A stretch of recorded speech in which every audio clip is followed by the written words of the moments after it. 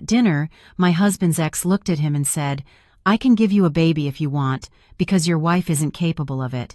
He turned to me expecting silence. Instead, I smiled and whispered, "Follow your heart." The next morning, I called my lawyer. But what happened after that, no one saw coming. The words came out of Madison's mouth so casually, like she was offering to loan us her car instead of proposing to destroy my marriage.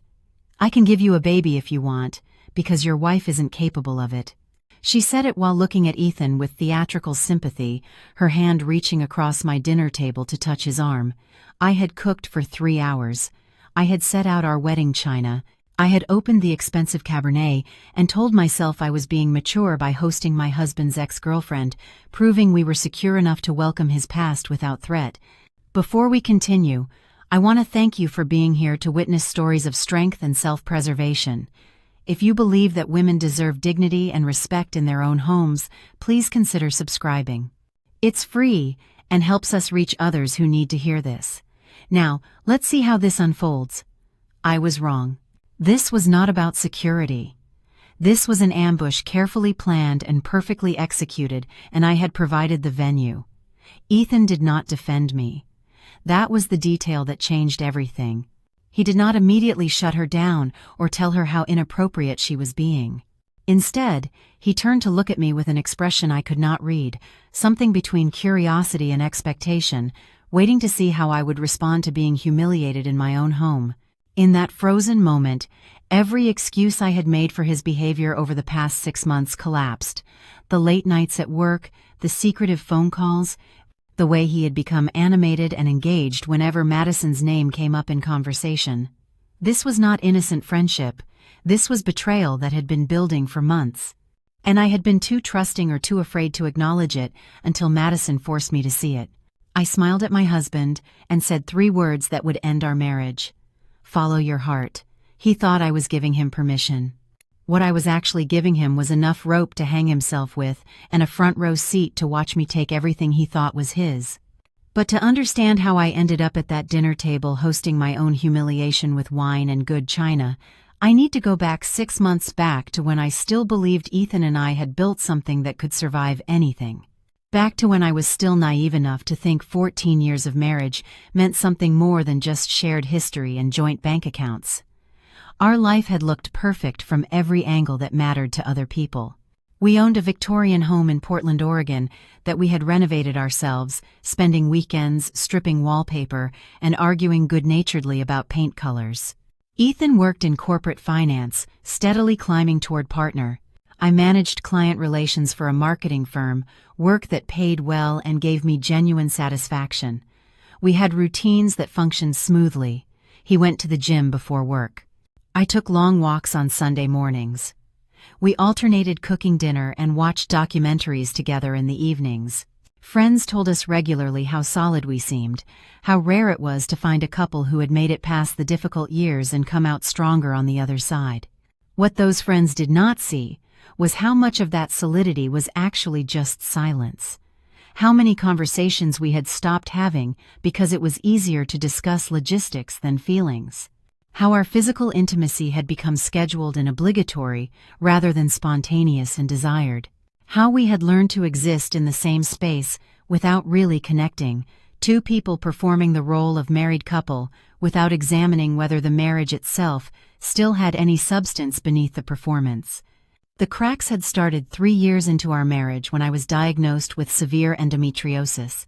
I remembered sitting in the doctor's office holding Ethan's hand while she explained our limited options with clinical sympathy. The treatments were aggressive and offered no guarantees. Ethan squeezed my fingers and said we would figure it out together. That children were not the only path to a meaningful life. I believed him because I desperately needed to believe him. We tried fertility treatments for 18 brutal months. Procedures that left me hormonal and exhausted, that turned my body into a science experiment that kept failing. After the 4th unsuccessful attempt, we sat in the clinic parking lot and agreed to stop trying. Ethan said he would rather have me healthy and present than keep chasing something that might never happen. He said it with such conviction that I felt grateful rather than guilty, relieved rather than inadequate. We went home that day and opened a bottle of wine, and talked about all the things we could do without children: travel, career advancement, freedom to make spontaneous decisions without considering school schedules or childcare. For a while, it worked. We redirected our energy into renovating our home, into weekend trips to Seattle and San Francisco, into hosting dinner parties where we served elaborate meals and told stories that made people laugh. We became the couple who proved you did not need children to have a fulfilling marriage. But underneath the surface adaptation, something fundamental had shifted. The loss we had experienced together had somehow pushed us apart, rather than bringing us closer. Ethan grew quieter, more distant, spending longer hours at work and less time engaged in conversations that went beyond surface planning. I threw myself into my career and my friendships, filling the spaces where intimacy used to exist with activity and accomplishment. I told myself this was normal. This was what long-term marriage looked like after the initial passion faded into something more mature and stable. We still cared about each other. We still functioned as effective partners. The love had just evolved into something quieter and less intense. I convinced myself that stability was not just enough, but actually preferable to the exhausting intensity of early relationship years. Then Madison Hayes walked back into Ethan's life and shattered every comfortable lie I had been telling myself. He mentioned her casually one evening in March, 6 months before the dinner that would end everything. He said he had run into an old friend at a gallery opening, someone he had dated in college before we met. Madison had moved back to Portland after years working abroad and was consulting for various firms around the city. They had grabbed coffee to catch up on old times. He said it so casually, with such apparent innocence that I barely registered concern. I asked if I knew her from college, and Ethan said probably not, that they had broken up before he and I met through mutual friends senior year. He described her as passionate but unstable, someone who made dramatic decisions and expected everyone else to accommodate her chaos. I should have paid closer attention to how much detail he volunteered without being asked. Over the following weeks, Madison's name started appearing in our conversations with increasing frequency. She had recommended a new restaurant downtown that we should try. She was consulting on a project at Ethan's firm and had interesting perspectives on workplace dynamics. She remembered funny stories from their college days that made him laugh in ways I had not heard in years. Each individual mention seemed insignificant, but collectively they formed a pattern I was working very hard not to see. Ethan started checking his phone more often during dinner, smiling at messages he did not share. He began suggesting we skip our usual weekend routine so he could catch up on work, though I noticed his laptop rarely seemed open when I checked on him. He bought new clothes, started going to the gym more frequently, paid more attention to his appearance in ways he had not bothered with in years. He became animated when talking about his days, but the animation faded when he was actually home with me, as if he was saving his energy and engagement for someone else. I noticed all of it. I noticed, and I explained it away, because acknowledging what I was seeing would have required asking questions I was terrified to hear answered.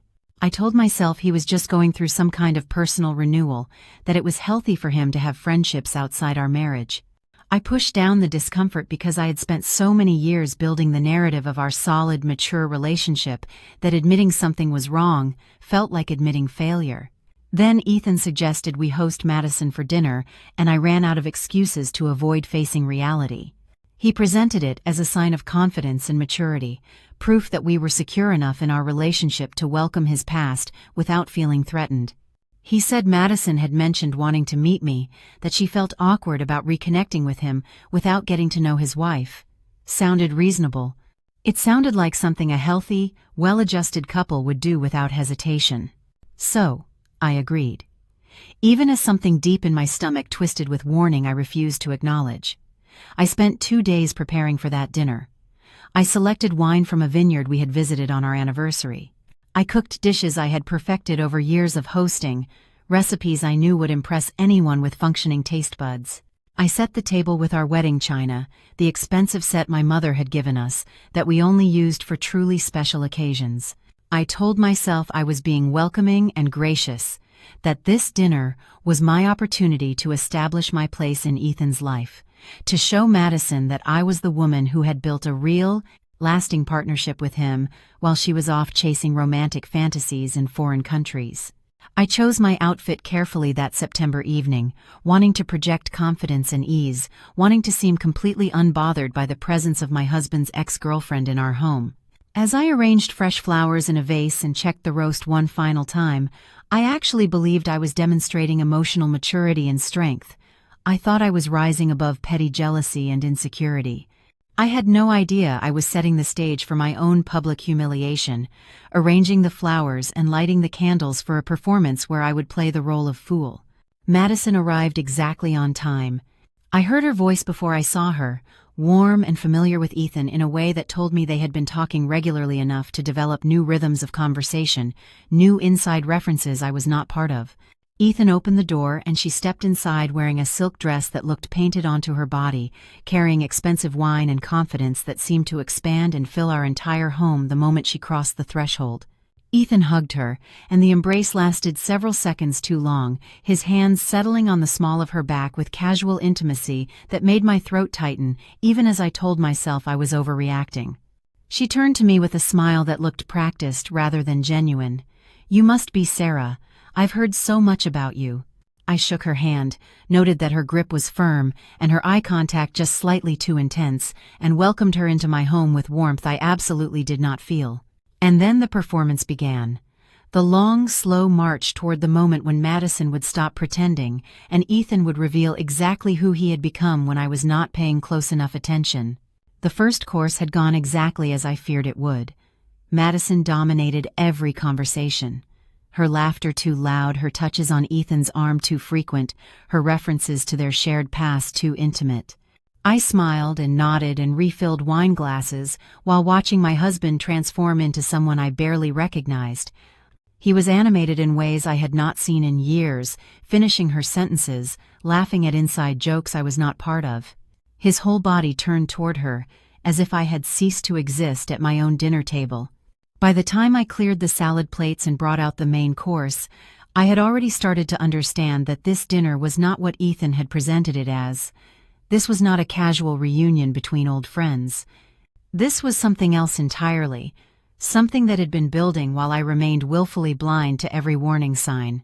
We had just finished the main course when Madison set down her fork with deliberate precision. The gesture felt choreographed, like she had been waiting for exactly the right moment to deliver whatever she had come here to say. The temperature in the room shifted. I felt it before she even opened her mouth, the way the air changes before a storm breaks. She looked at Ethan with theatrical sympathy, her head tilting slightly to the side in a gesture that was probably meant to appear compassionate, but instead looked calculated and cruel. She said she had been thinking about something Ethan had mentioned to her privately, something about his desire for children. My hands froze on my wine glass. The world seemed to narrow to just that sentence. Those specific words that told me my husband had been discussing our most intimate pain with his ex-girlfriend, sharing feelings he had stopped sharing with me years ago. We had not talked about children in any meaningful way since we stopped treatments. After the final failed attempt, we had sat in that clinic parking lot and agreed to move forward, to accept our reality and build a different kind of life together. Ethan had said he was at peace with it, that he would rather have me healthy than keep chasing something that might never happen. I had believed him. I had trusted that we were grieving together and then healing together, that our decision to stop trying was mutual and final. But apparently Ethan had been having very different conversations with Madison. Conversations about desires he supposedly no longer had. Conversations about a future that apparently did not include me, except as an obstacle to be worked around. Madison's voice dropped to an intimate register that excluded me, even while she was speaking directly about me. The shift was subtle but unmistakable, like she was sharing a secret with Ethan that just happened to concern his wife. She told him she had been thinking about his situation, about what he was missing, about what she might be able to offer that I could not. Then she said the words that would end my marriage. She told Ethan she could give him a baby if he wanted because I was not capable of it. She said it with practiced casualness, as if she were offering to loan him a book or recommend a restaurant rather than proposing to destroy everything I had built over 14 years. Her hand reached across the table to touch his arm, a gesture of comfort and intimacy that made my stomach turn. The silence that followed felt like drowning in ice water. Every sound in the room disappeared except for my heartbeat pounding in my ears. Time seemed to stretch and distort, seconds becoming hours while I waited for Ethan to react. I waited for him to shut her down immediately, to tell her how inappropriate and cruel she was being, to defend me against this grotesque proposition delivered at our dinner table. He did not. Instead, Ethan turned to look at me with an expression I could not read, something between curiosity and expectation. He was waiting to see how I would respond to being publicly humiliated in my own home, waiting to gauge whether I would make a scene or swallow this latest indignity the way I had apparently been swallowing smaller ones for months without realizing it. In that frozen moment, every excuse I had made for his behavior over the past 6 months collapsed. The late nights at work that I had accepted without question, the secretive phone calls he had taken in other rooms, the way he checked his messages constantly and smiled at his screen in ways he had not smiled at me in years, the new clothes and increased attention to his appearance. The animation that appeared when Madison's name came up in conversation and disappeared the moment we were alone together. This was not innocent friendship. This was not harmless nostalgia between old flames who had moved on with their lives. This was betrayal that had been building systematically for months, and I had been too trusting or too afraid or too invested in maintaining the illusion of our perfect marriage to acknowledge what was happening right in front of me. Madison was still touching Ethan's arm, her fingers resting on his wrist, like she had every right to that casual intimacy. She was watching me with barely concealed satisfaction, waiting for the emotional explosion she had clearly orchestrated. She wanted tears. She wanted anger. She wanted me to provide dramatic confirmation that I was the inadequate wife she had painted me as, the woman who could not give Ethan what he deserved and was now standing in the way of his happiness. Every possible response flashed through my mind in rapid succession. I could throw my wine in her smug face and watch the expensive Cabernet stain that silk dress. I could demand she leave my home immediately and never contact my husband again. I could scream at Ethan for his complicity in this calculated humiliation, for discussing our private pain with the woman who was now weaponizing it against me. But something else took over in that moment. Something colder and more calculating than raw emotion. I looked at Madison's satisfied smirk, at the way she was still touching my husband's arm, at Ethan's uncertain face as he waited for my reaction. And I understood with perfect clarity that losing control right now would give them exactly what they wanted. It would confirm Madison's narrative that I was the problem, the emotional and inadequate wife who could not handle reality. It would give Ethan justification for whatever he was planning to do next, permission to rewrite our entire marriage history with me as the villain who drove him away. So instead of giving them the scene they expected, I made a choice that would define everything that followed. I smiled. Not a warm smile or a forgiving smile, but the kind of smile that comes from a place beyond rage, from somewhere cold and strategic that I did not know existed inside me until that exact moment. I looked directly at my husband, holding his gaze with perfect composure, and delivered my response with calm that felt almost inhuman. I told Ethan to follow his heart. My voice was steady and quiet, each word carefully chosen and deliberately spoken. The phrase hung in the air between us, and I watched Madison's expression shift from satisfaction to confusion. She had expected tears or anger or some kind of emotional collapse. Instead, I had given her nothing to work with, no drama to feed off, no confirmation that her cruelty had landed the way she intended. Ethan looked almost relieved, and that reaction told me everything I needed to know about how far gone he already was. He interpreted my composure as consent rather than strategy, my calm as acceptance rather than declaration of war. He thought I was giving him permission to pursue whatever fantasy he and Madison had been building together during those secret coffee meetings and private conversations. But they were both wrong about what those 3 words actually meant. I was not giving Ethan permission. I was giving him enough rope to hang himself with. I was documenting his choice in real time, creating a witness to his failure to defend me, setting in motion a plan that neither of them would see coming until it was far too late to stop. They thought they were winning. They had no idea I had just declared war, and that by the time they realized what was happening, I would have already taken everything that mattered. Madison finally removed her hand from Ethan's arm, looking uncertain for the first time that evening. She tried to recapture her earlier confidence, suggesting we move to the living room for dessert and coffee, as if we were all just going to continue the evening like nothing significant had happened. Ethan started to stand, still watching me with that mixture of relief and confusion. I excused myself from the table with perfect grace, citing a headache that was only partially fabricated. My head was pounding, but not from pain, from rage and clarity, and the beginning of a plan that was forming with crystalline precision in my mind.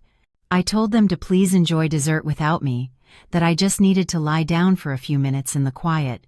Ethan started to protest, perhaps recognizing that he should at least pretend to be concerned about my sudden departure. But Madison touched his arm again, her voice low and soothing, telling him to let me rest, that I probably just needed space to process.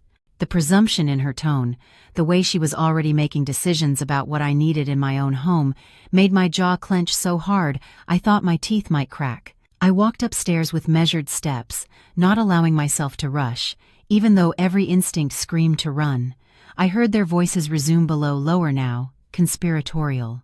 They were probably discussing my reaction, analyzing whether I had truly accepted Madison's proposition or if this was just the calm before some delayed storm. They would find out soon enough exactly what kind of storm was coming. I closed the bedroom door behind me and locked it with hands that had finally started to shake. The composure I had maintained downstairs was cracking now that I was alone, adrenaline flooding my system in waves that made my legs unsteady. I sat on the edge of our bed in the darkness, listening to the muffled sound of voices drifting up from the dining room. Ethan and Madison were still talking, their conversation punctuated by her laughter, the sound grating against my nerves like nails on glass. I pulled out my phone and stared at the screen for a long moment, my thumb hovering over the contacts. What I was about to do would change everything. There would be no going back from this decision, no possibility of reconciliation or working things out. But then I thought about the way Ethan had looked at me when Madison made her grotesque proposition, that expression of curiosity rather than outrage, and my thumb moved with sudden certainty. Eleanor Vance answered on the third ring despite the late hour. Her voice was alert and professional, the tone of someone accustomed to calls that came when lives were falling apart. I explained the situation in clinical detail, keeping my voice low and steady even as tears ran silently down my face. I told her about the dinner, about Madison's calculated cruelty, about Ethan's failure to defend me. I described the text messages I had seen over the past months, the ones I had dismissed as innocent, but now understood were building blocks of betrayal. Eleanor listened without interruption, and when I finished, there was a pause that felt heavy with assessment. Then she asked if I understood what I was actually requesting, that this was not just divorce preparation, but a comprehensive legal strategy designed to protect my interests while exposing his vulnerabilities. She used the phrase, "scorched earth," and something about hearing it stated so plainly made the reality of what I was doing crystallize in my mind. I looked at my reflection in the darkened window across from the bed. The woman staring back at me looked unfamiliar, her face composed, but her eyes hard with determination I had never seen before. I thought about all the years I had spent accommodating Ethan, making myself smaller to fit into his vision of partnership, swallowing disappointments and redirecting my own desires to maintain the illusion of our perfect marriage. That woman was gone, burned away by the humiliation I had just endured at my own dinner table. I told Eleanor, yes, that was exactly what I wanted. We scheduled an emergency meeting for Monday morning, and she instructed me to act completely normal over the weekend, to give Ethan no indication that anything had changed. She told me to document everything, to photograph any evidence I could access, to begin securing assets that were legally mine. Her voice was calm and methodical, walking me through steps that felt surreal even as I committed to taking them. After we hung up, I sat in the darkness for several more minutes, letting my breathing slow and my hands steady. Then I began the work Eleanor had outlined. I opened old text message threads between Ethan and Madison, screenshotting conversations I had previously dismissed as harmless, exchanges about meeting for coffee that I now recognized as deliberate concealment, references to inside jokes and shared memories that excluded me. Complaints about our marriage that Ethan had apparently been sharing with her for months while telling me everything was fine. Each screenshot felt like documentation of my own blindness. Evidence of how thoroughly I had been deceived while choosing to see only what I wanted to see. I photographed the jewelry box where I kept receipts for major purchases, proof of my financial contributions to our life together. I opened our joint bank accounts and took screenshots of balances and transaction histories, creating a record that would establish my claim to assets we had supposedly built together. Downstairs, I heard the front door open and Madison's voice saying goodbye, followed by the sound of Ethan walking her out. I moved quickly to the window and watched them in the driveway, their bodies lit by the porch light I had turned on hours ago when I still believed this dinner was about maturity rather than ambush. Ethan had his hand on the small of Madison's back again, that gesture of casual intimacy that would have destroyed me earlier in the evening. Now it just felt like evidence, one more piece of documentation for the case Eleanor would build. Madison turned to face Ethan before getting into her car, and I watched her touch his chest, her hand lingering there while they talked. The body language was unmistakable, the familiarity of two people who had been spending far more time together than Ethan had ever admitted. I memorized every detail. The way he leaned toward her, the smile on his face that looked nothing like the careful expressions he wore around me lately, the reluctance with which they finally separated. When Ethan came back inside, I was downstairs loading the dishwasher, as if nothing significant had happened. I heard him pause in the doorway, probably trying to read my mood, to understand why I was not crying or confronting him or providing any of the dramatic reactions he had likely been bracing for.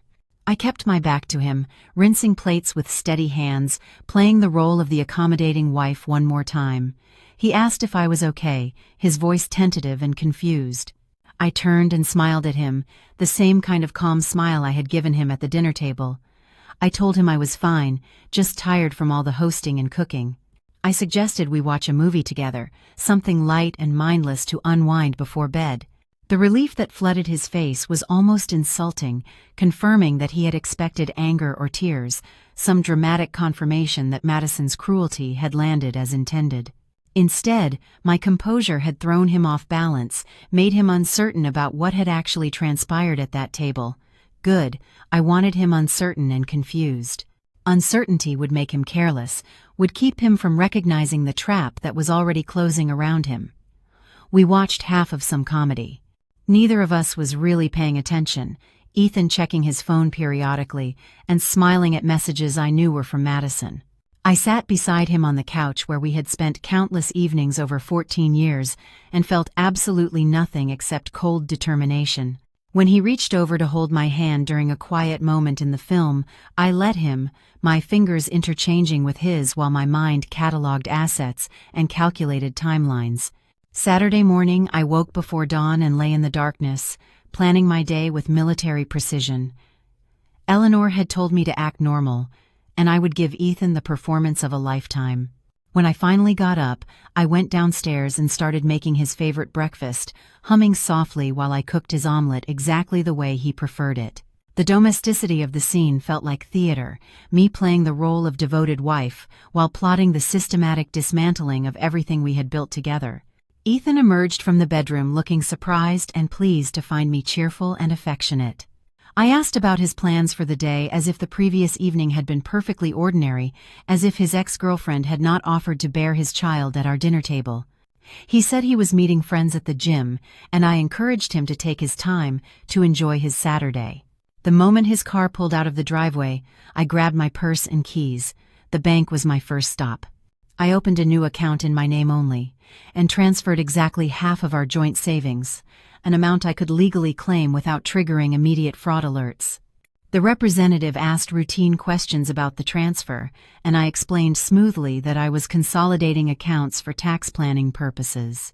My voice was steady, my smile practiced, my entire demeanor that of someone making a mundane financial decision rather than preparing for war. Next, I drove across town to a storage facility I had researched online that morning. I rented a unit, paying cash for 3 months upfront using a facility far enough from our neighborhood that Ethan would never accidentally discover it. The manager handed me keys and a lock, and I drove back home with purpose hardening in my chest. For the next several hours, while Ethan was at the gym and then meeting friends for lunch, I methodically removed items from our house that were legally and emotionally mine.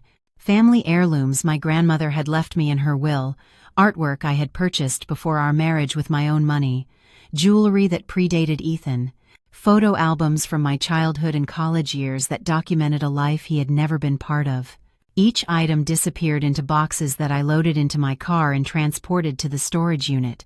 I felt no guilt as I emptied drawers and closets of things that belonged solely to me. Only cold satisfaction that I was protecting what was mine before Ethan could claim any of it in divorce proceedings. By the time he returned home that afternoon, I had made 3 trips to storage, and our house looked exactly the same to casual observation. But I knew what was missing, what I had secured beyond his reach, and the knowledge felt like power accumulating in my favor. Sunday passed in similar fashion. I maintained perfect normalcy, cooking meals and suggesting activities, playing the role of contented wife while internally counting down hours until Monday morning when everything would change. That evening, Ethan took a shower before bed, leaving his iPad on the nightstand. A message notification lit up the screen, and I saw Madison's name before I could look away. I picked up the device with hands that had stopped shaking, my movements quick and efficient. The message was explicit in ways that made my stomach turn. Madison referenced conversations about timelines and possibilities, about starting fresh with someone who wanted the same future. She mentioned a doctor's appointment she had already scheduled to discuss fertility options, asking if Ethan wanted to come with her to the consultation. I photographed the message with my phone, fingers moving automatically through steps that were becoming routine, adding evidence to a collection that grew more damning with each piece. I heard the shower turn off and set the iPad back exactly where Ethan had left it, then returned to my position in bed with my book open to the same page I had been pretending to read. Ethan emerged from the bathroom and kissed my forehead. Told me he loved me in a voice that sounded sincere enough to have fooled me days ago. I smiled and said it back, the words empty shells that meant nothing except strategic necessity. He climbed into bed beside me and fell asleep quickly, his breathing evening out into the rhythm I had listened to for 14 years. I lay awake in the darkness beside him, staring at the ceiling and wondering how many nights he had lain here planning his betrayal while I slept trustingly beside him. Monday morning arrived with sunshine so bright it felt like mockery. I woke before the alarm, my body already flooded with adrenaline that made sleep impossible. Ethan was still breathing deeply beside me, oblivious to the fact that this was the last morning he would wake up in this bed, in this house, in this marriage. I slipped out quietly and went through my morning routine with mechanical precision, each movement deliberate and controlled. I dressed in my navy suit, the one tailored specifically for high-stakes client meetings, the one that made me look polished and unshakable. I applied makeup with more care than usual, wanting to project absolute confidence for what was coming. When I looked at myself in the bathroom mirror, I barely recognized the woman staring back. She looked calm and professional, betraying none of the rage and hurt churning beneath the surface. Good. That was exactly the armor I needed today. Ethan was in the kitchen when I came downstairs, sitting at the table with his coffee and his phone. He barely glanced up when I entered, his attention absorbed by whatever message he was reading. Probably Madison, I thought, probably planning their future while sitting in the home I was about to reclaim. I told him I had an early appointment downtown, keeping my voice casual and light. He nodded absently and said something about having a busy day himself. I walked over and kissed him goodbye, a brief touch of lips that felt like closing a book I would never open again. He smiled at me, completely unaware that he would never see me look at him with anything resembling affection again. The drive to Eleanor's office felt surreal, like I was watching myself from outside my body. The city was waking up around me, people heading to work and school, living their normal Monday mornings while my entire existence was about to transform. I parked in the garage beneath Eleanor's building and took the elevator to the 12th floor, my heels clicking against the marble with each step. Eleanor was waiting in her conference room with documents spread across the table like battle plans. She had worked through the weekend, she told me, ensuring every detail was perfect and every vulnerability in Ethan's position was exposed. The divorce petition was comprehensive and devastating. It outlined the timeline of his emotional affair with Madison, documented through the text messages and emails I had provided. It detailed the financial contributions I had made to our household, proving that the house had been purchased primarily with my inheritance and improved with bonuses from my career. It established my separate accounts and independent assets, painting a picture of financial autonomy that would be critical in asset division. But the true masterpiece was the restraining order Eleanor had crafted. She explained that while emotional cruelty was harder to prove than physical violence, the circumstances of that dinner created a compelling case for intentional infliction of emotional harm. Madison's proposition had been delivered in my own home, at my own table, exploiting my known infertility in a calculated act of humiliation. Ethan's failure to defend me or shut down the proposition immediately demonstrated his complicity. The text messages I had sent to my sister Chloe, immediately after the dinner, describing my distress and shock, provided contemporaneous documentation of the harm inflicted. Eleanor had also included evidence of the ongoing communication between Ethan and Madison, the planning and timeline discussions that proved this was not a spontaneous moment of poor judgment, but part of a sustained betrayal. The restraining order would require Ethan to vacate our home immediately and maintain a distance of at least 500 feet from me pending a formal hearing. It would prevent him from accessing the house, from contacting me directly, from controlling any part of the narrative about what was happening. I signed every document with a steady hand, my signature appearing again and again on papers that would dismantle 14 years of marriage in a matter of hours. Eleanor watched me carefully, probably assessing whether I might break down or change my mind at this final moment, but I felt nothing except cold determination and relief that I was finally taking action instead of passively accepting betrayal. Eleanor explained the timeline with military precision. The papers would be filed electronically by noon, ensuring they were officially on record before Ethan even knew what was happening. A process server would deliver them to Ethan at his office at 2:30 the afternoon. The timing was deliberate. Serving him at work meant he would be surrounded by colleagues, unable to react with the anger or manipulation he might deploy in private. It meant he would have no opportunity to rush home and confront me before the restraining order was in effect. It meant the first thing he would experience was public humiliation, a small taste of what he had allowed Madison to inflict on me. I left Eleanor's office at 10 and drove to a coffee shop where I sat for hours, unable to focus on anything except watching the clock. At noon, Eleanor texted me that the filing was complete. At 2:15, she confirmed the process server was in position. At 2:30 exactly, my phone began to ring. Ethan's name flashed on the screen again and again. I watched it buzz against the table, imagining his face as he read through the divorce petition and restraining order, his confusion turning to shock, turning to panic as he realized what was happening. After the fifth call went to voicemail, I blocked his number. Seconds later, Madison started calling. Her first voicemail was shrill with accusations about manipulation and cruelty, her voice rising to a pitch that suggested genuine panic. I blocked her number too and sat in the coffee shop, feeling nothing except satisfaction that they were both finally experiencing consequences. Eleanor called at 3 to tell me that Ethan's attorney had already made contact, demanding explanations and threatening countermotions. She sounded almost amused as she described the other lawyer's obvious shock at the comprehensiveness of our filing. Apparently, Ethan had retained someone quickly, probably calling from his office in desperation, and the attorney had not yet had time to fully understand the strength of our position. Eleanor assured me she would handle all communication and that I should go home, that the house was now legally and exclusively mine. I drove back slowly, taking streets I normally avoided, delaying the moment when I would walk into a home that was suddenly and completely transformed. When I finally pulled into the driveway, I sat in the car for several minutes, just looking at the house. It looked exactly the same from the outside. The Victorian facade I had loved for so many years, still beautiful in the late afternoon light. But everything was different now. The locksmith had come that afternoon while I was at Eleanor's office, a detail I had arranged over the weekend with careful planning. Every lock had been changed, every security code updated. I had also arranged for cameras to be installed at every entrance, discrete systems that would record any attempt Ethan made to access the property. I walked through the front door with my new key and felt the difference immediately. The air seemed lighter somehow, the space more open, as if Ethan's presence had been weighing everything down without me realizing it. In the garage, I found the boxes I had packed Sunday night after Ethan fell asleep.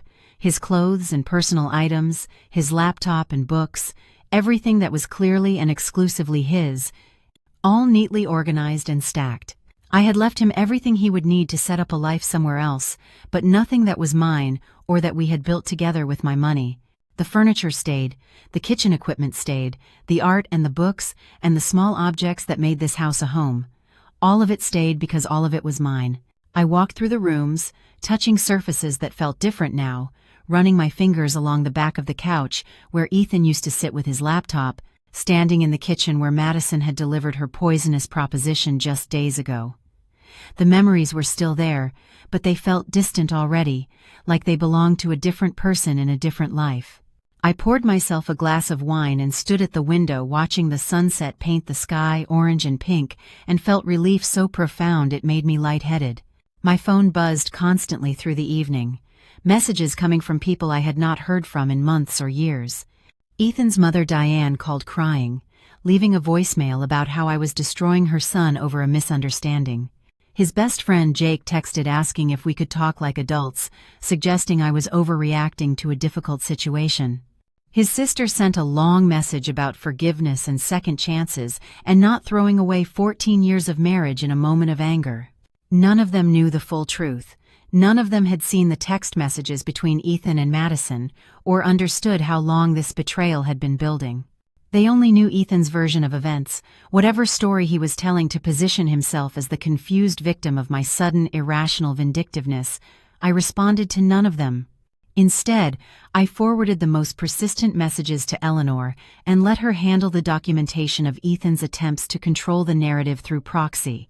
By midnight, I had received messages from 17 different people, all variations on the same theme of how I should be more understanding, more forgiving, more willing to work things through instead of taking such dramatic action. But not one of them asked what had actually happened at that dinner. Not one of them questioned why Ethan had failed to defend me when Madison humiliated me about my infertility. Not one of them seemed to consider that maybe, just maybe, I had very good reasons for the choices I was making. I turned off my phone and went upstairs to the bedroom that was now entirely mine. I slept deeply that first night alone in the house, a dreamless sleep that felt like my body finally releasing tension it had been holding for months. When I woke Tuesday morning, the silence felt different than it ever had before. Not lonely or unsettling, but peaceful in a way that made me realize how much ambient stress had been filling this space, without me consciously recognizing it. I made coffee and sat at the kitchen table watching morning light filter through the windows. And for the first time in as long as I could remember, I felt no pressure to be anywhere or perform any particular version of myself for anyone else's benefit. That fragile peace lasted exactly 3 hours. The doorbell rang just after 10, insistent and repeated in a way that suggested whoever was there had no intention of leaving. I checked the camera feed on my phone and saw my younger sister Chloe standing on the porch, shifting her weight from foot to foot in obvious agitation. I had not told her about filing for divorce yet, only about the dinner itself through the text messages I had sent in real time that night. Those messages had become part of Eleanor's evidence, documentation of my immediate distress that helped establish the emotional harm Madison had inflicted. I opened the door and Chloe practically pushed past me into the house, her face pale and her hands clutching her phone like it contained evidence of some crime. She said she needed to tell me something she had been keeping from me, something she should have told me weeks ago, but had not known how to handle. The words came out in a rush, tangled with apologies and justifications, and I had to ask her to slow down and start from the beginning. 6 weeks ago, Chloe said she had been downtown meeting a friend for lunch when she saw Ethan and Madison sitting together at a coffee shop. She had noticed them through the window while walking past, and something about their body language had made her pause. They were sitting too close, leaning toward each other across the small table in a way that suggested intimacy rather than casual friendship. Madison had been laughing at something Ethan said, her hand resting on his arm. And Ethan had that animated expression I had noticed appearing more frequently when he talked about his days away from home. Chloe said she had assumed it was innocent at the time, that I must know about it, that Ethan was probably just catching up with an old friend the way he had described when Madison first reappeared in his life. But looking back now with the context of what had happened at dinner, she realized their interaction had not looked like old friends reconnecting. It had looked like two people in the early stages of an affair, testing boundaries and building intimacy, while pretending it was all perfectly innocent. Then, 2 weeks ago, Chloe had seen them again, this time at a restaurant across town, a place nice enough that it suggested intentional planning rather than spontaneous meeting. She had been there for a work dinner when she spotted them at a table in the corner, and what she saw made her uncomfortable enough that she pulled out her phone and took a photo without really thinking through why. Madison had her hand on Ethan's face in a gesture of such tenderness that it was unmistakably romantic. Ethan was looking at her with an expression Chloe had rarely seen him wear around me, unguarded and completely present, in a way that spoke to genuine emotional connection. Chloe showed me the photo now, her hands shaking as she apologized for not telling me sooner. She said she had not known what to do with the information, had convinced herself she was misreading the situation, had been too afraid of causing problems in my marriage if she was wrong. But after I sent her those text messages about the dinner, about Madison's proposition, and Ethan's failure to defend me, she realized she had been watching my husband build a relationship with another woman while I remained completely unaware. I looked at the photo on her phone and felt something crack open inside me that I had been holding carefully closed since Monday. It was one thing to see text messages, to read evidence of betrayal in words exchanged privately. It was another thing entirely to see visual proof of intimacy, to witness the physical manifestation of emotional affair in a photograph that captured a moment of tenderness that should have been reserved for me. Madison's fingers were curved against Ethan's jaw, her thumb brushing his cheek, and he was leaning into her touch like it was something familiar and welcome. Chloe was crying now, repeating that she should have told me immediately, that she should have confronted Ethan, or warned me, or done something other than keep silent, while my marriage deteriorated. I told her it would not have changed anything, that I had not been ready to see the truth until Madison forced me to see it at that dinner table. Even if Chloe had shown me this photo weeks ago, I probably would have found some way to explain it away, to convince myself it was innocent, because accepting the reality of Ethan's betrayal would have required taking action I was not yet prepared to take. But the photo was useful now, concrete visual evidence that would strengthen the case Eleanor was building. I forwarded it to my lawyer with a brief explanation and watched Chloe's guilt transform into something like relief, that at least her silence could be partially redeemed by contributing to my legal strategy. Chloe left an hour later, still apologizing, and I assured her I understood and held no anger toward her for the position she had been put in. After she drove away, I stood at the window where I had watched Ethan walk Madison to her car Friday night and wondered how many other people had witnessed pieces of this betrayal without knowing what to do with the information they had. The answer came Tuesday afternoon when Ethan's parents Robert and Diane showed up at my door. I saw them through the camera feed before they even rang the bell. Robert and Diane getting out of their car with expressions of determination that told me this was not going to be a pleasant conversation. I considered not answering, but avoiding them would only delay what was clearly inevitable.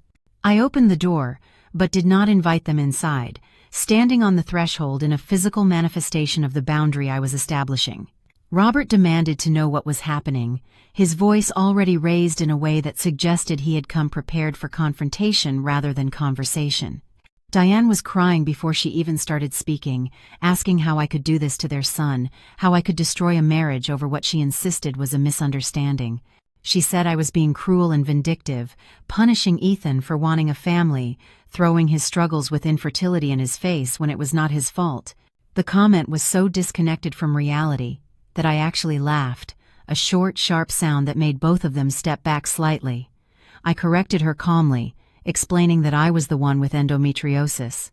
I was the one whose body could not support pregnancy. I was the one who had undergone surgeries and treatments and monthly disappointments. Ethan had been supportive through all of that, yes, but he was not the one whose medical condition was being weaponized by his ex-girlfriend at dinner parties.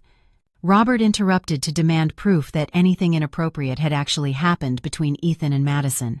His voice was loud enough that I glanced around to see if neighbors were watching, and I made the split-second decision to show them exactly what their son had been doing behind my back.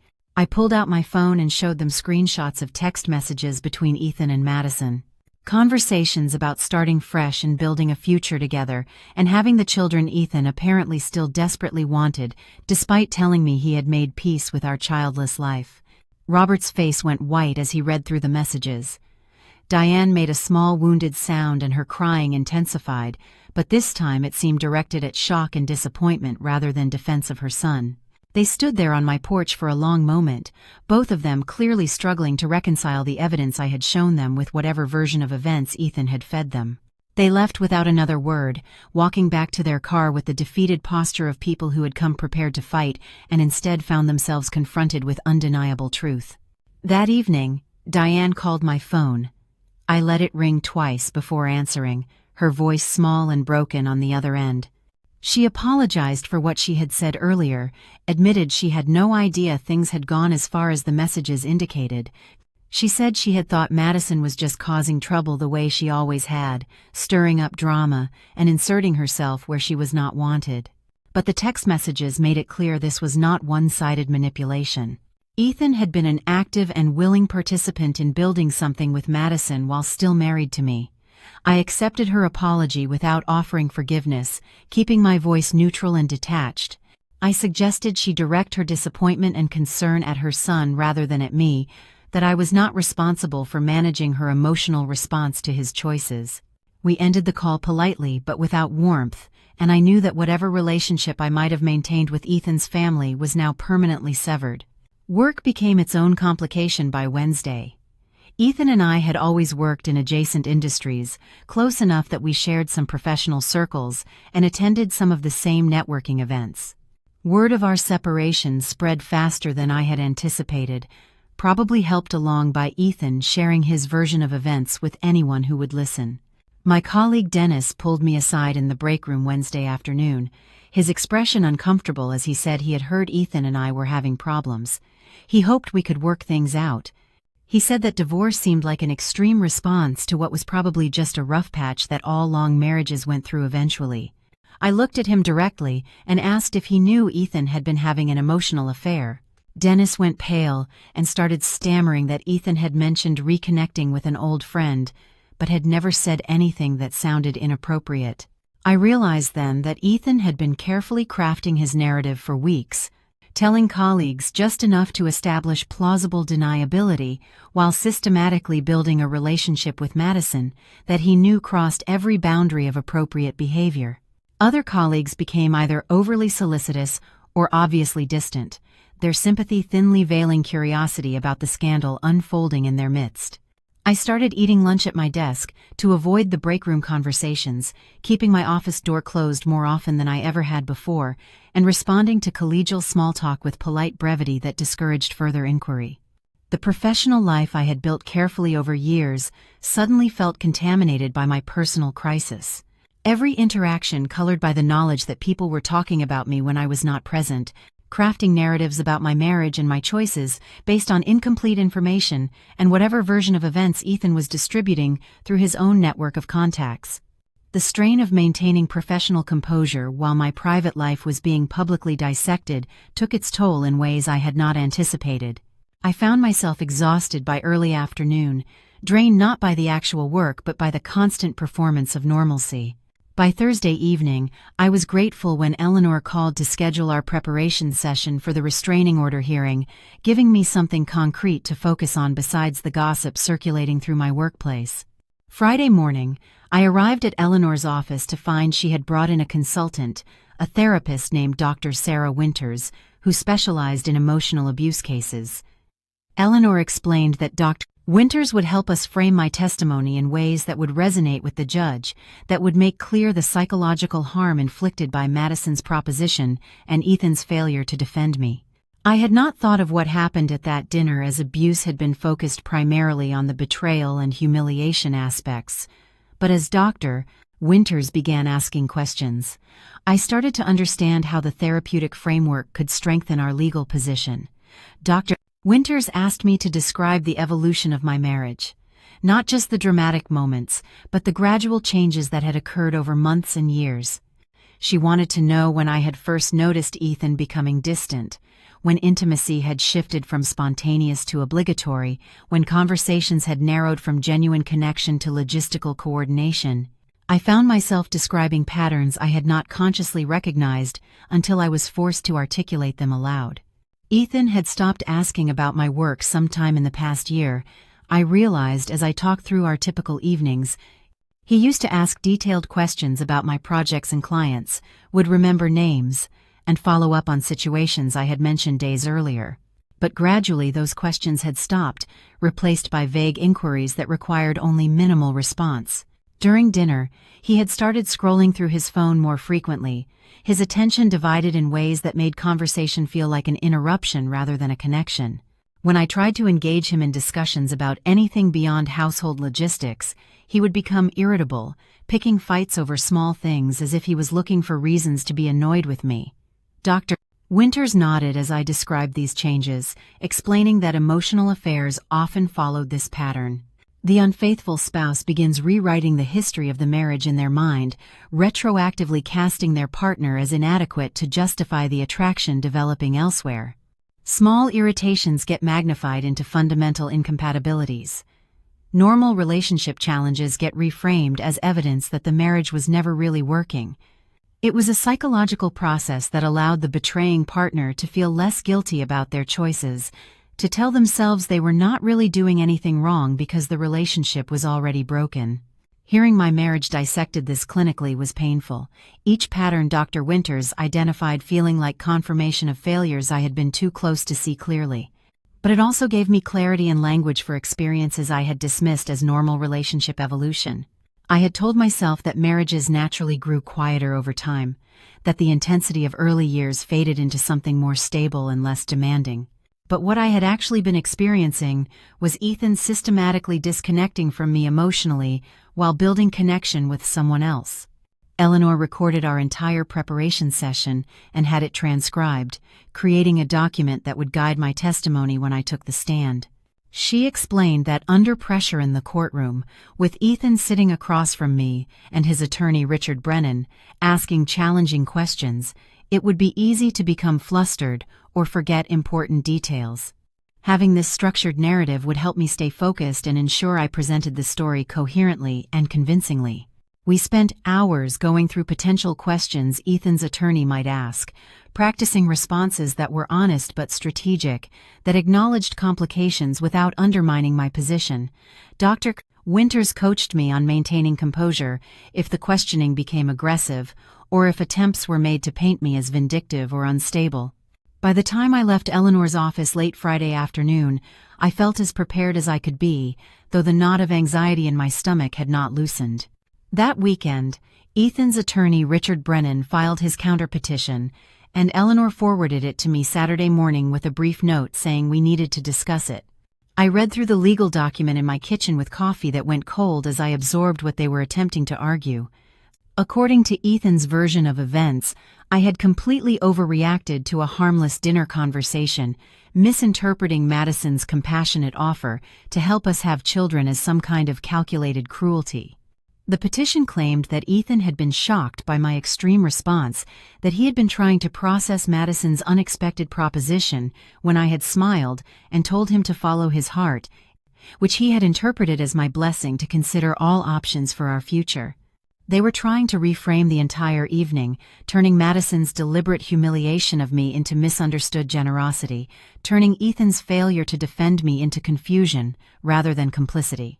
The petition included character references from Ethan's colleagues, describing him as a devoted husband who frequently spoke lovingly about his wife.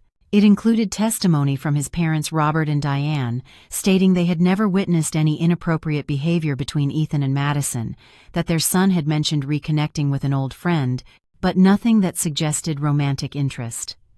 Reading their version of reality made my hands shake with rage so intense I had to set down the pages and walk away before I could finish.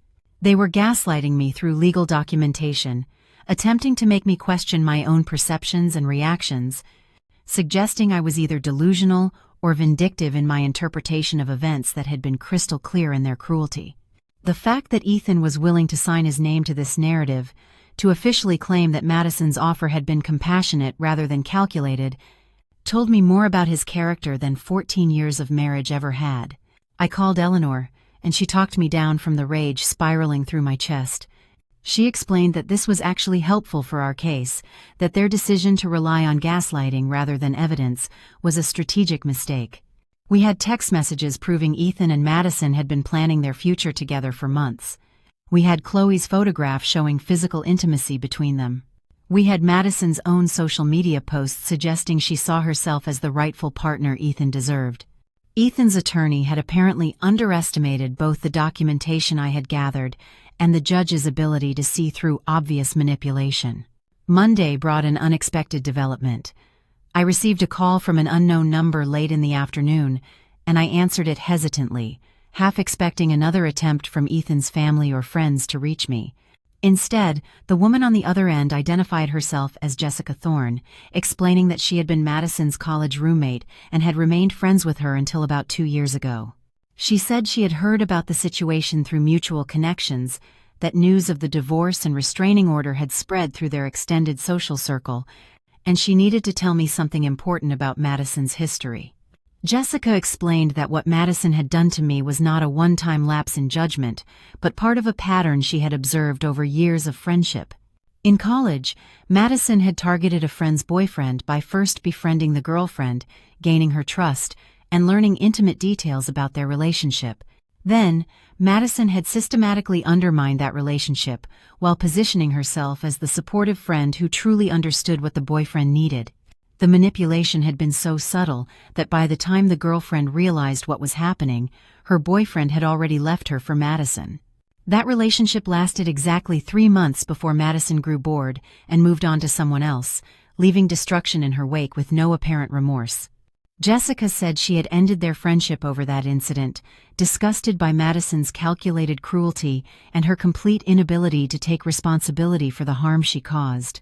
But she had watched from a distance as Madison repeated variations of this pattern over the following years, always targeting men in established relationships, always framing herself as offering something their current partner could not provide, always presenting her interference as somehow noble or compassionate rather than predatory. I listened to Jessica's account with growing recognition of how perfectly it described what Madison had done to me. The dinner invitation that Ethan had presented as mature and confident had actually been Madison's opening move, her way of assessing the vulnerabilities in our marriage that she could later exploit. Her proposition about giving Ethan a baby had not been spontaneous cruelty, but calculated strategy designed to position herself as the solution to problems she had helped create by encouraging Ethan's dissatisfaction with our childless life. Jessica offered to provide a written statement about Madison's pattern of behavior, or even to testify in person if it would help my case.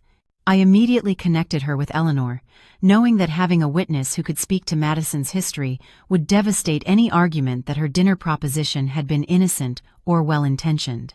This was not misunderstood generosity. This was practiced manipulation by someone who had refined her technique over years of targeting vulnerable relationships. The night before the hearing, sleep was impossible. I walked through my house at 3:00 in the morning, unable to quiet my mind enough for sleep. The hearing was scheduled for 9, just 6 hours away, and my thoughts kept circling through everything that could go wrong, every possible way Ethan's attorney Richard Brennan might twist the narrative or make me look unreasonable. I touched the walls as I moved through rooms that held 14 years of memories, some beautiful and some painful. All of them now belonging to a version of my life that was ending, whether I was ready or not. I stood in the kitchen where Madison had delivered her proposition and tried to remember exactly how I had felt in that moment, tried to hold on to the clarity of rage and betrayal that had driven every decision since. I needed that clarity tomorrow when I faced Ethan across a courtroom, when his attorney tried to make me doubt my own perceptions and reactions. I made tea I did not drink and watched the sky gradually lighten through the window. And by the time my alarm went off at 6, I had been awake so long that the sound felt almost irrelevant. I dressed in the same navy suit I had worn to Eleanor's office armor that made me look calm and professional, even though my hands shook while fastening the buttons. I arrived at the courthouse 40 minutes early and sat in my car rehearsing the testimony I had practiced with Dr. Winters, reminding myself to breathe steadily and maintain composure, no matter what questions were asked or what versions of reality were presented. The courtroom was smaller than I had imagined, more like a conference room than the dramatic spaces I had seen in television shows and movies. There was no jury box, no grand judge's bench, just a practical hearing room with fluorescent lighting that made everything look slightly washed out and institutional. Ethan was already there when Eleanor and I entered, sitting on the opposite side with his attorney, Richard Brennan, who had a reputation for aggressive tactics in family law cases. Ethan looked terrible. His suit was wrinkled, his face haggard with dark circles under his eyes that suggested he had slept as poorly as I had. When our eyes met across the room, he looked away quickly, and I felt a strange mixture of satisfaction and sadness at seeing him reduced to this state. Part of me had loved this man for 14 years. That part still existed somewhere inside me, mourning the loss, even as the rest of me remained focused on winning the battle he had forced us into.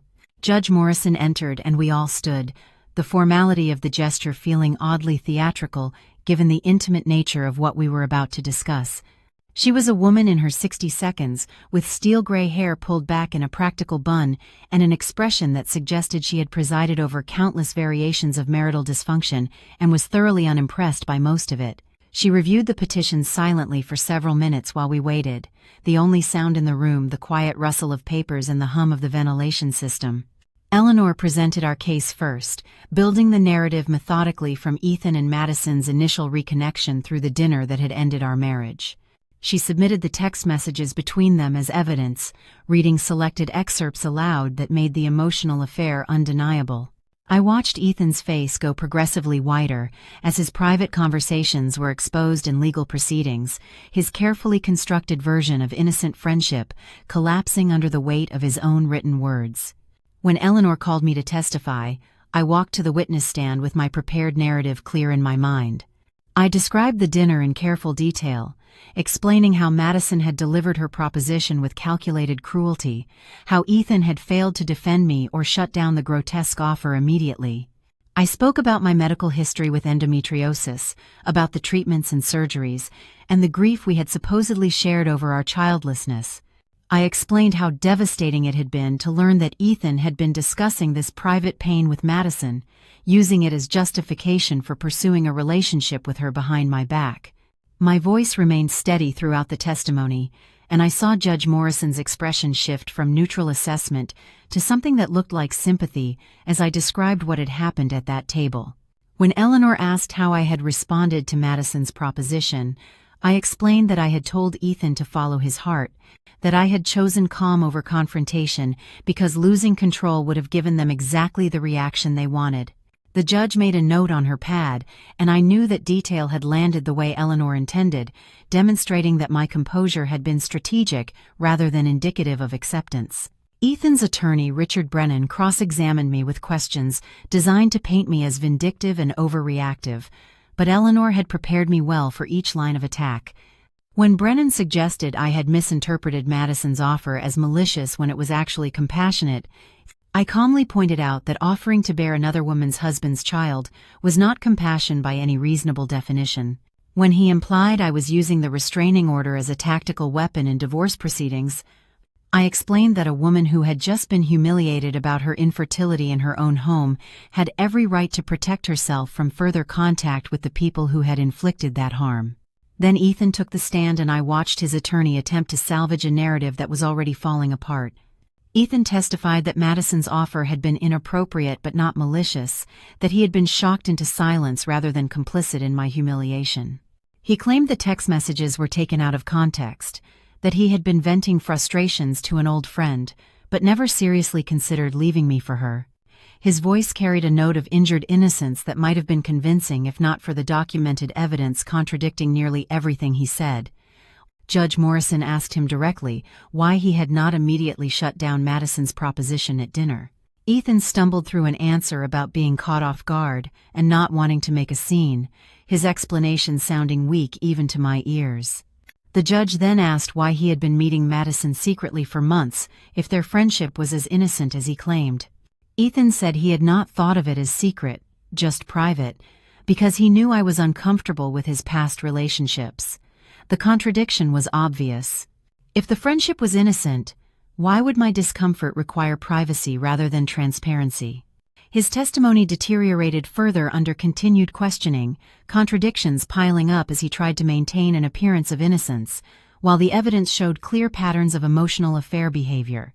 I watched him struggle and felt something I had not expected, not satisfaction or vindication, but a hollow sense of waste. This man I had spent 14 years with was willing to lie under oath rather than take responsibility for his choices, and that reality felt worse than the betrayal itself. During a recess, while Eleanor was reviewing notes and Ethan was conferring with his attorney in hushed, urgent tones, Madison made the catastrophic mistake of showing up. I saw her enter the gallery through the courtroom doors, wearing a dress that looked deliberately provocative for a legal proceeding and an expression of defiant righteousness that suggested she believed she was the hero rather than the villain in this story. Court resumed, and we were midway through additional testimony when Madison apparently could not contain herself any longer. She stood up in the gallery and started shouting about how I was punishing Ethan for wanting a family, how I was weaponizing my infertility to play the victim, how she had only been trying to help us find a solution to our problems. Her voice rose with each accusation, her face flushed with indignation that suggested she genuinely believed her own narrative. Judge Morrison's gavel came down with a crack that silenced the courtroom instantly. Judge Morrison's voice cut through Madison's tirade with the authority of someone who had spent decades managing courtroom disruptions and had exhausted all patience for dramatic outbursts. She told Madison in language that left no room for interpretation that this hearing was not about family planning or reproductive rights or any of the other justifications Madison was attempting to construct. This was about respect and cruelty, and a man who had allowed his wife to be publicly humiliated in her own home by someone he had been conducting an emotional affair with for months. Madison's face transformed from indignant righteousness to shock as Judge Morrison continued speaking. The judge extended the restraining order to include Madison herself, prohibiting her from contacting either me or Ethan for a minimum of 6 months. Madison started to protest, and 2 bailiffs moved toward her position in the gallery with expressions that suggested they would not tolerate further disruption. She was escorted from the courtroom, still trying to explain herself, her voice fading as the doors closed behind her. I watched Ethan close his eyes as Madison was removed, and in that gesture, I saw the full weight of his mistake finally landing. His ex-girlfriend's catastrophic lack of self-awareness had just destroyed any remaining sympathy a judge might have had for his position. Eleanor caught my eye and gave the smallest smile, a brief acknowledgement that we had just witnessed the opposition demolish their own case more effectively than any argument we could have made. Judge Morrison took a brief recess to review the evidence one final time before rendering her decision. I sat in the hallway with Eleanor, neither of us speaking, both understanding that the outcome was no longer in doubt. 20 minutes later, we were called back into the courtroom, and Judge Morrison delivered her ruling with efficiency that suggested she saw no reason to prolong proceedings when the evidence was this clear. She extended the restraining order for 6 months. She granted me exclusive use of the marital home based on documentation, proving it had been purchased primarily with my inheritance and improved with my earnings. She set a preliminary asset division that favored me heavily, acknowledging my financial contributions and the pattern of deception Ethan had engaged in while building his relationship with Madison. From the bench, she stated that while emotional affairs were not legally equivalent to physical adultery in our state, the evidence showed a sustained pattern of deception and disrespect that had created an emotionally unsafe environment justifying the protective order. Judge Morrison noted specifically that my decision to respond calmly at the dinner rather than with violence or emotional collapse demonstrated restraint rather than acceptance. She said, "My subsequent legal actions were appropriate self-protection rather than vindictive overreaction, a characterization that validated everything I had been trying to articulate since that Friday night." Ethan's attorney attempted to object, but the judge cut him off, saying the evidence spoke with sufficient clarity that she had no interest in relitigating basic standards of human decency in marriage. Walking out of that courtroom, I felt physically lighter, as if some weight I had been carrying for months had finally been lifted from my shoulders. Not because I had won in some petty competitive sense, but because a neutral third party had examined all the evidence and confirmed that I was not crazy or oversensitive or vindictive. I had been genuinely betrayed. I had responded appropriately, and the legal system recognized that fundamental truth. The months that followed were consumed by settlement negotiations that Ethan's attorney kept trying to reopen despite having no leverage to justify better terms. Eleanor had built an airtight case, and every piece of evidence we had submitted was documented and independently verifiable. Ethan made several attempts to reach me through intermediaries, sending messages through mutual friends and family members, writing letters that arrived at Eleanor's office, expressing regret, and asking for opportunities to explain himself. The letters all followed similar patterns. Ethan claimed he had never intended to hurt me, that Madison had manipulated him into believing their connection was something more significant than it actually was, that he realized now he had made catastrophic mistakes in judgment. But the text messages we had submitted as evidence told a different story. His conversations with Madison had started months before the dinner and had progressed systematically from nostalgic reminiscence to romantic interest to explicit planning of a future together. Whether he had ultimately intended to act on those plans or not became irrelevant once he had failed to defend me when Madison weaponized our private pain and public humiliation. The final settlement came 4 months after the initial filing. I retained the house, the majority of our joint assets, based on documented proof of my financial contributions, and something far more valuable than any material possession. I kept my dignity and my sense of self intact, refusing to be diminished by betrayal or defeated by the process of extracting myself from a marriage that had become toxic. Ethan left with his personal belongings, his mounting regrets, and reputation damage that followed him through our shared professional and social circles in ways that probably cost him more than any financial settlement. I heard through mutual acquaintances that Ethan and Madison attempted to pursue the relationship they had been planning during those months of secret meetings and text message exchanges.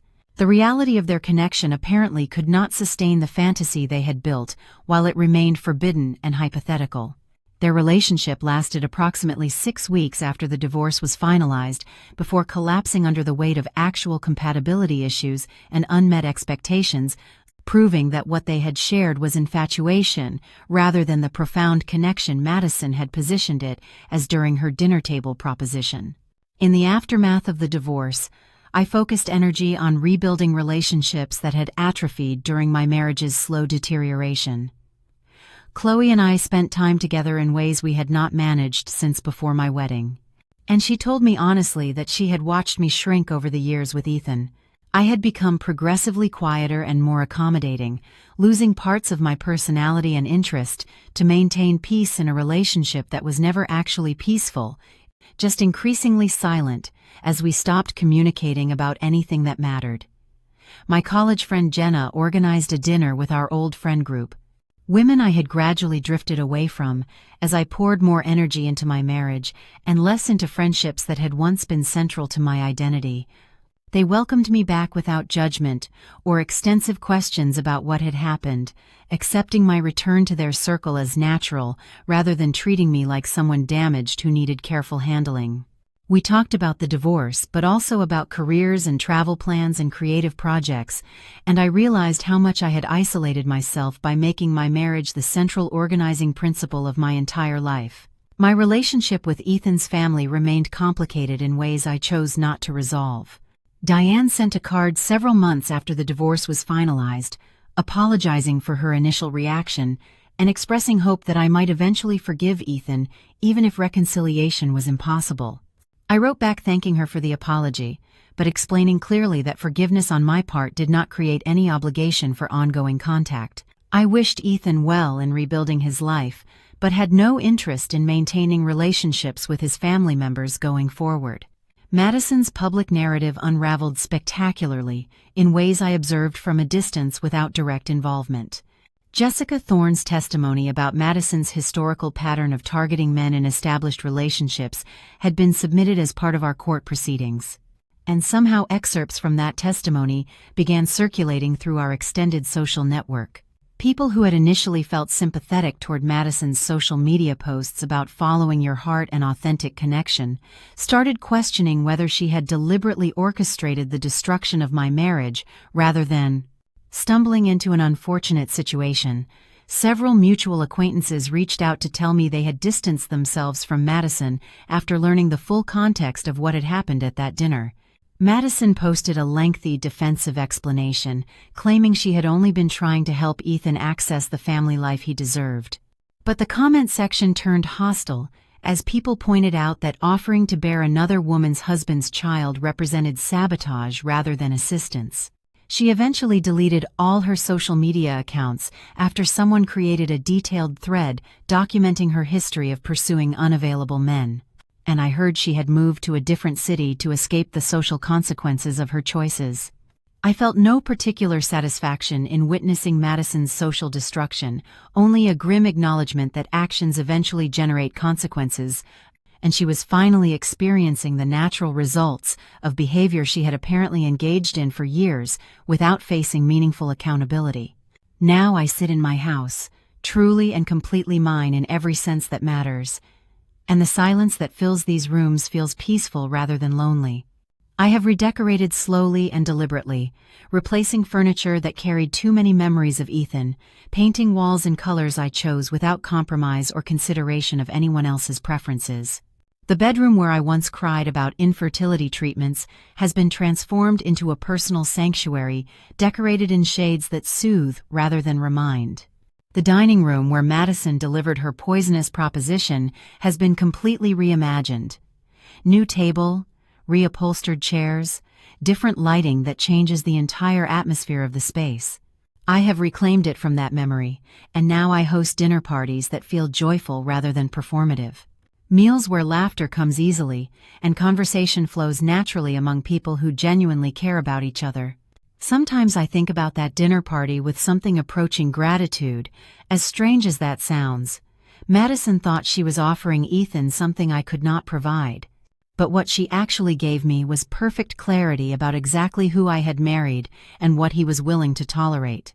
Ethan thought my calm response meant acceptance and permission, but it was actually a declaration of war he failed to recognize until he had already lost everything that mattered. The sweetest element of my victory was not the financial settlement or retaining the house, though both brought satisfaction. It was watching Ethan realize too late that he had traded 14 years of genuine partnership with someone who loved him for a fantasy that collapsed immediately upon contact with reality. I learned that following your heart remains excellent advice, but only when your heart maintains connection to a functioning brain. Ethan followed his heart straight into disaster. I followed mine to freedom, but only after ensuring it was thinking clearly about consequences and long-term implications. That distinction transformed me from potential victim into someone who emerged from betrayal stronger and more certain about what I deserve and will accept in relationships going forward. If this story of strategic justice and reclaimed power had you gripping your seat, hit that like button right now. My favorite part was when Sarah calmly told Ethan to follow his heart at that dinner table, knowing she had already declared war. What was your favorite moment in this revenge story? Drop your thoughts in the comments below. Craving more stories of betrayal, revenge, and sweet justice? Subscribe and smash that notification bell so you never miss another powerful story like this one.